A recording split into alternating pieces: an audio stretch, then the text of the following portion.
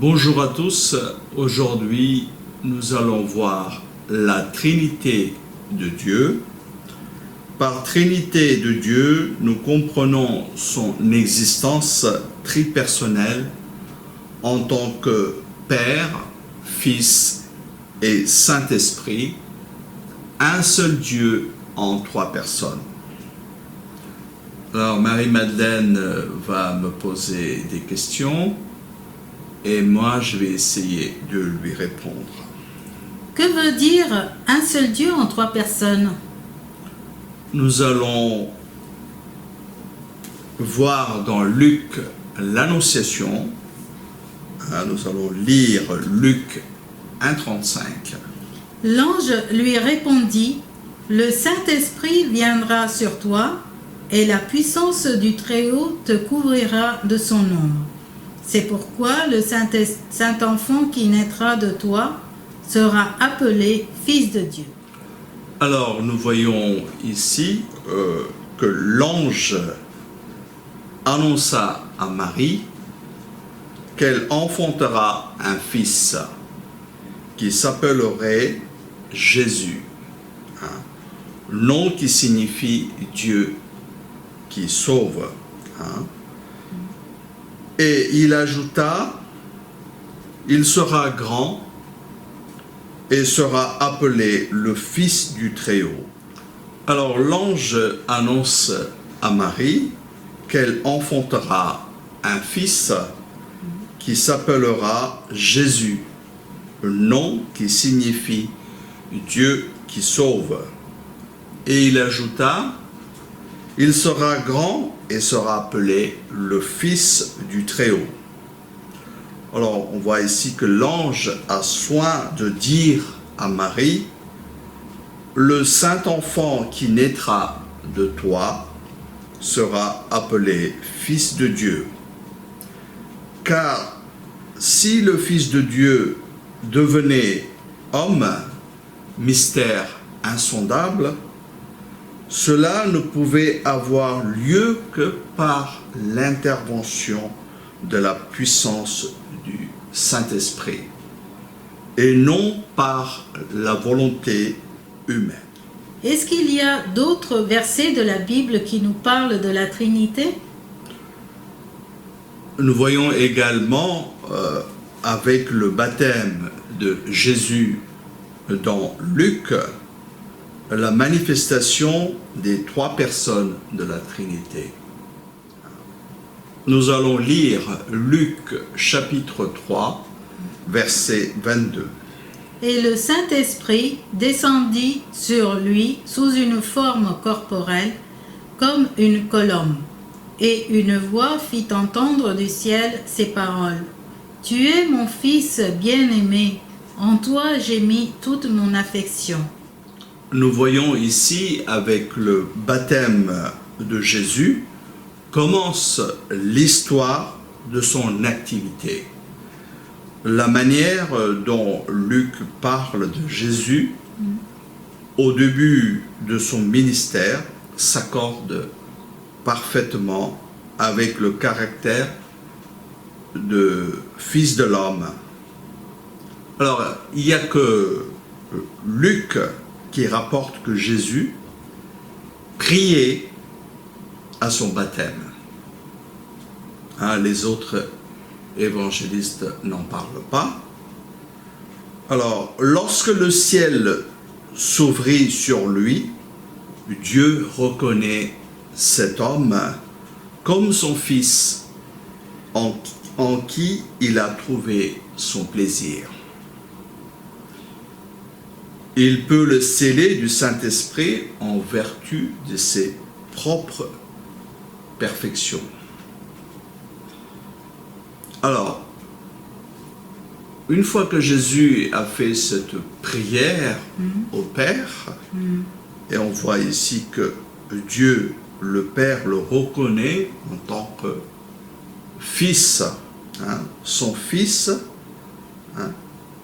et le ciel s'ouvrit et l'Esprit Saint descendit sur lui sous une forme corporelle comme une colombe. Et il y eut une voix qui venait du ciel, qui dit, « Tu es mon fils bien-aimé, en toi j'ai mis toute mon affection. » Alors on voit ici, dans ce verset, on voit les trois personnes de la Trinité. Jésus qui prie le Père qui reconnaît son Fils, qui va sceller donc du Saint-Esprit, en vertu de ses propres perfections, et on voit sous forme corporelle l'Esprit Saint descendre comme une colombe. Le Saint-Esprit. Le Saint-Esprit comme une colombe sur Jésus. Est-ce que Jésus a parlé de la Trinité à ses disciples? Nous allons voir sous forme de prière la Trinité. C'est une prière que Jésus fait. Nous allons lire Jean chapitre 14, versets 16 et 17. Et moi, je prierai le Père, et il vous donnera un autre consolateur, afin qu'il demeure éternellement avec vous, l'Esprit de vérité, que le monde ne peut recevoir, parce qu'il ne le voit point et ne le connaît point. Mais vous, vous le connaissez, car il demeure avec vous, et il sera en vous. Alors nous voyons ici dans ce verset que Jésus est sensible à leur peine, c'est-à-dire les disciples sont attristés, sont tristes du départ occasionné de Jésus. Ils savent qu'il va les quitter, donc Jésus, sous forme de prière, il leur dit, je prierai le Père, la première personne de la Trinité, et il vous donnera un autre consolateur pour être avec vous éternellement.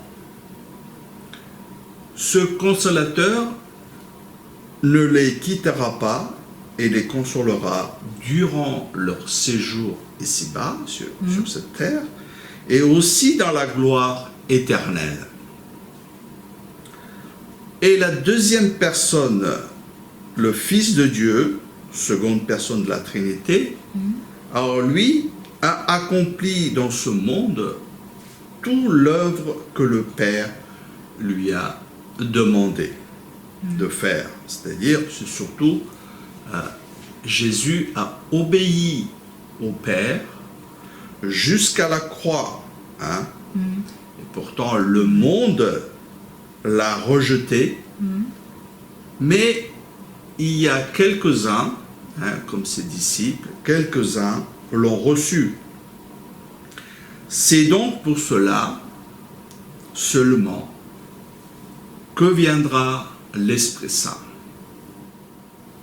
Et la troisième personne, donc c'est l'Esprit Saint de la Trinité.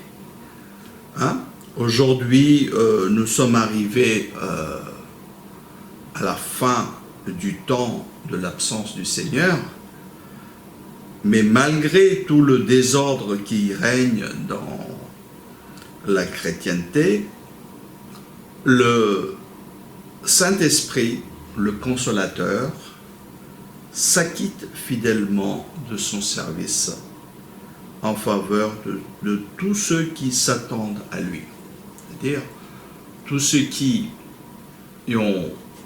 sont chrétiens, qui ont accepté Jésus, comme ses disciples,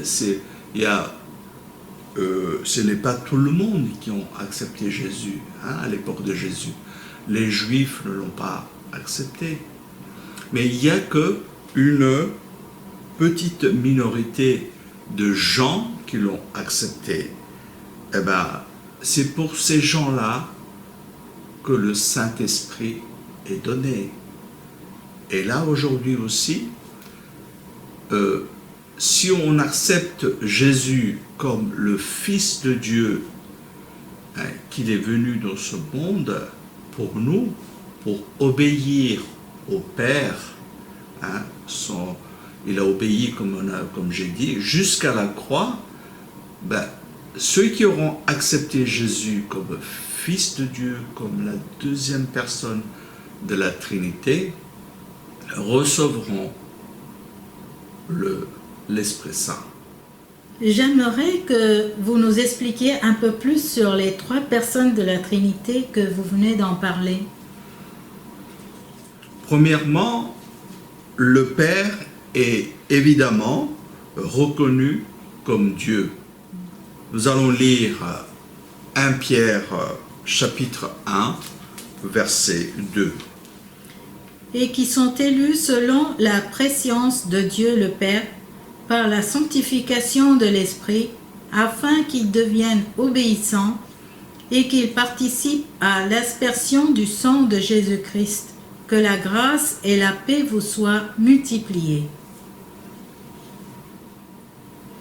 Alors ici, Dieu veut avoir sur la terre un peuple qui suit les traces de l'homme parfait. Donc, il veut qu'on suive Jésus. Hein?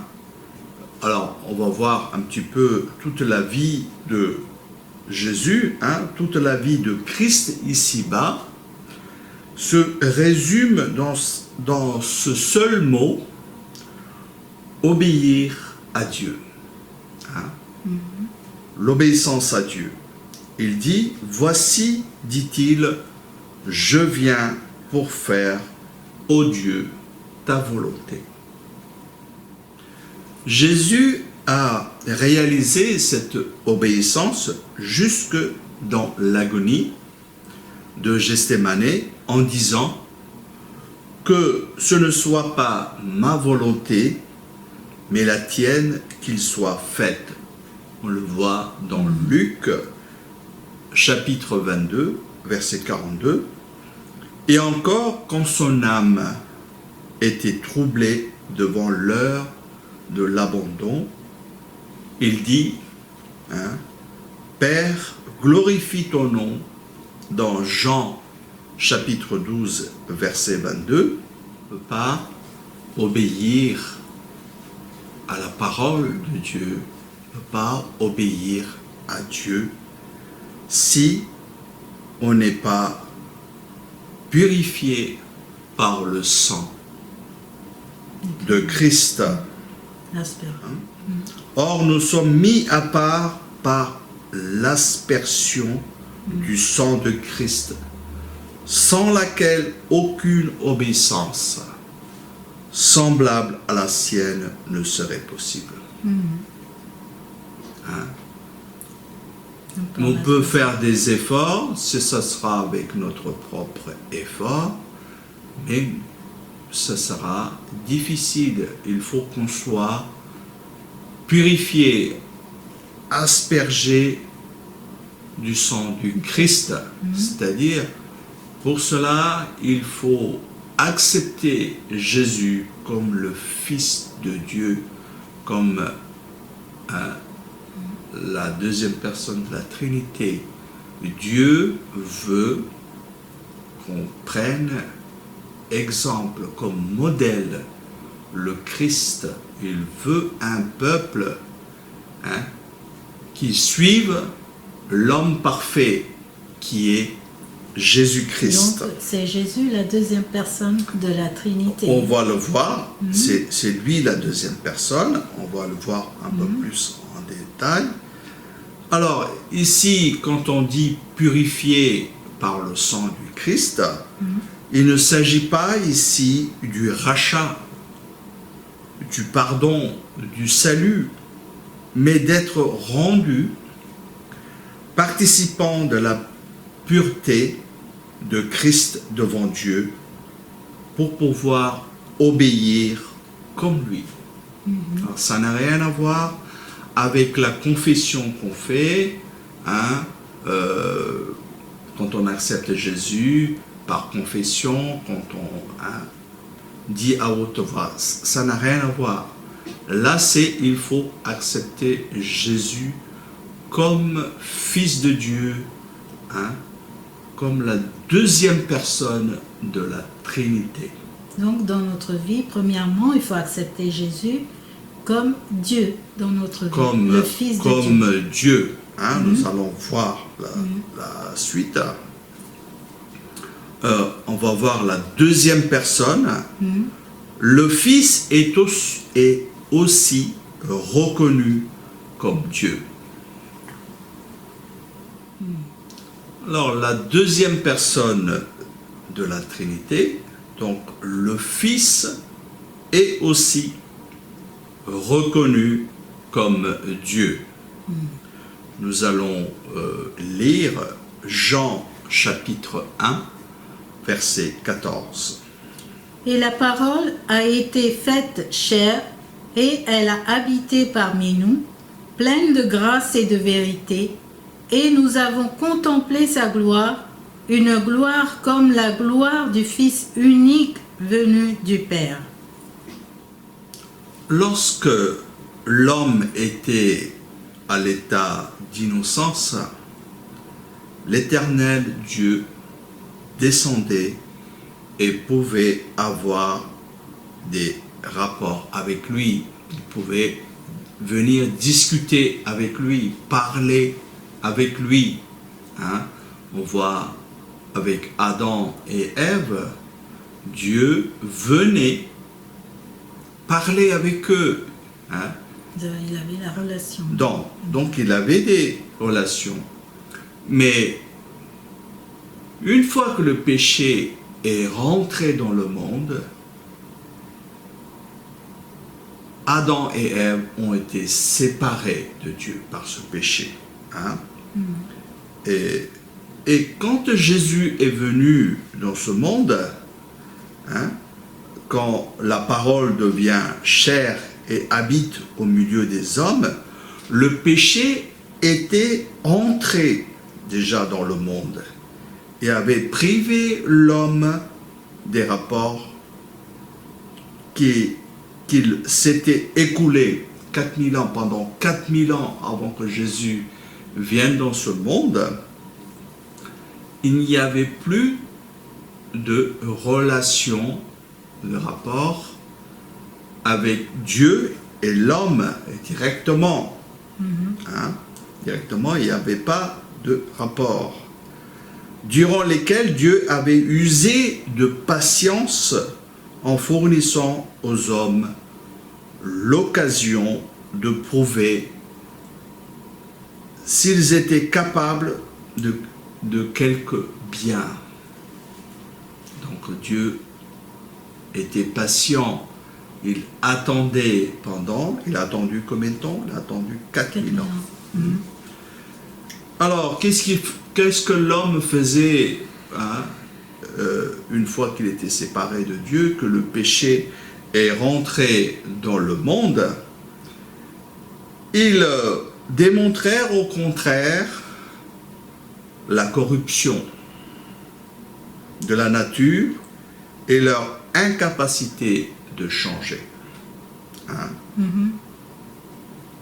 Une fois qu'ils ont été séparés de Dieu, que le péché est rentré, l'homme vivait comme il était séparé de Dieu. Au contraire, il vivait dans la corruption, dans le péché. Et Dieu, autrefois, avait habité au milieu du peuple d'Israël. Quand ce peuple Israël qu'il a fait sortir de l'Égypte, avec ce peuple-là, quand il habitait au milieu d'eux, il habitait où? Il habitait dans le tabernacle, ou le temple. Mais nul ne pouvait pénétrer dans le lieu très saint. C'est-à-dire, on pouvait rentrer, mais il y a une partie qu'on ne pouvait pas accéder, c'est la présence de Dieu. le lieu très saint sans mourir. L'homme ne pouvait pas rentrer, ne pouvait pas avoir de relation, ne pouvait pas parler, ne pouvait pas rentrer dans ce lieu saint pour parler avec Dieu comme Adam et Ève le faisaient avant que le péché vienne dans le monde. Hein? Et quand son fils Jésus, hein, qui vient habiter au milieu des hommes, hein, on pouvait le voir, lui parler. Donc c'est Jésus. Oui, le toucher. Et surtout l'écouter. Hein. Il enseignait les gens, c'était la parole. C'était l'homme le plus accessible de tous. Tout le monde accourait vers lui. Hein. Tous les gens cherchaient Jésus pour voir Jésus, le toucher, parler, on pouvait le toucher. Hein. La femme qui a touché Jésus, qui a été guérie, hein, pouvait toucher. Hein. Tout ça, c'est caractérisé par la grâce et la vérité. Il est devenu accessible. On ne pouvait pas, avec les péchés, avant que Jésus vienne dans ce monde, l'homme ne pouvait pas avoir de relation avec Dieu, mais ici, Jésus est Dieu. Dieu vient habiter au milieu des hommes. Il est venu habiter au milieu de nous. Hein. Et c'est donc c'est par Jésus qu'on a retrouvé, qu'on peut retrouver, si on accepte comme fils de Dieu, qu'on peut avoir cette relation avec le Père. Avec le Père, bien sûr. Si c'est le Fils, c'est le Père. Avec Dieu. Parce que c'est trois personnes distinctes, mais un seul Dieu. Et troisièmement, le Saint-Esprit est également reconnu comme Dieu.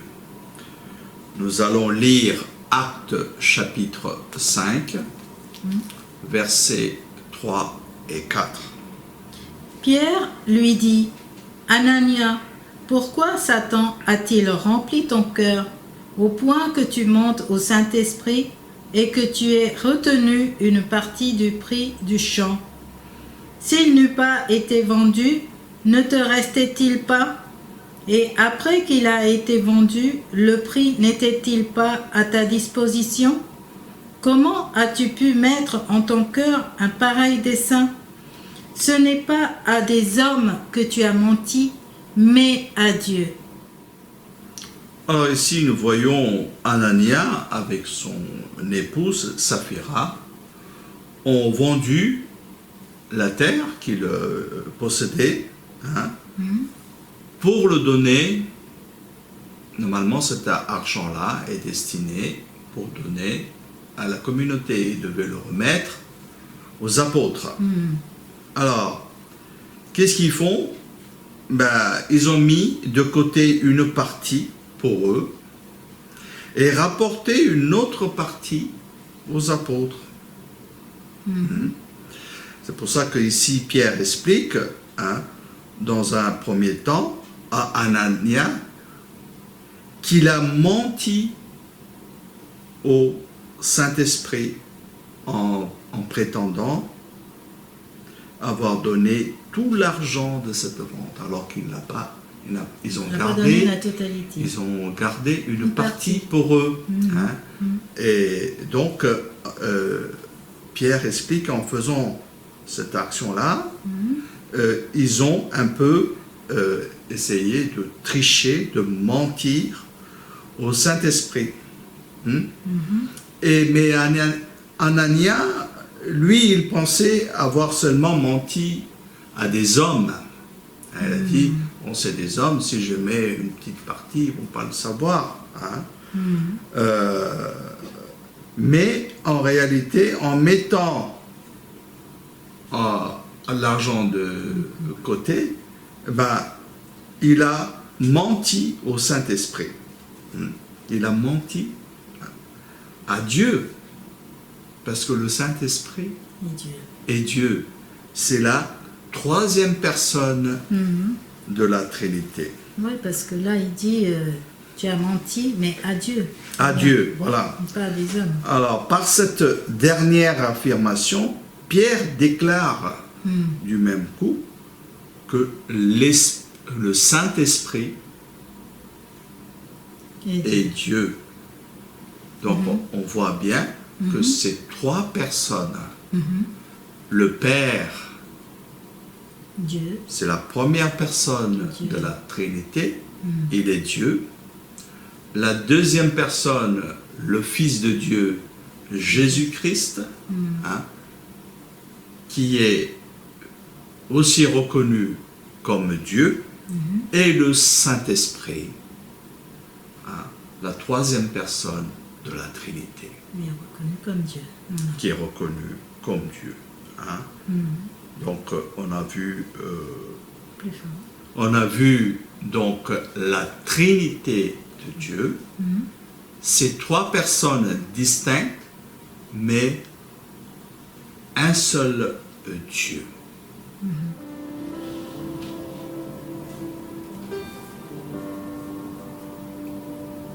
Nous avons vu la Trinité de Dieu, les trois personnes de la Trinité. Demandons au Père qui nous donne la grâce de suivre les traces de l'homme parfait, Jésus-Christ, la deuxième personne de la Trinité, et qui nous donne son Esprit Saint, la troisième personne de la Trinité, qu'il soit avec nous ici-bas et dans la gloire éternelle. Maintenant, prions.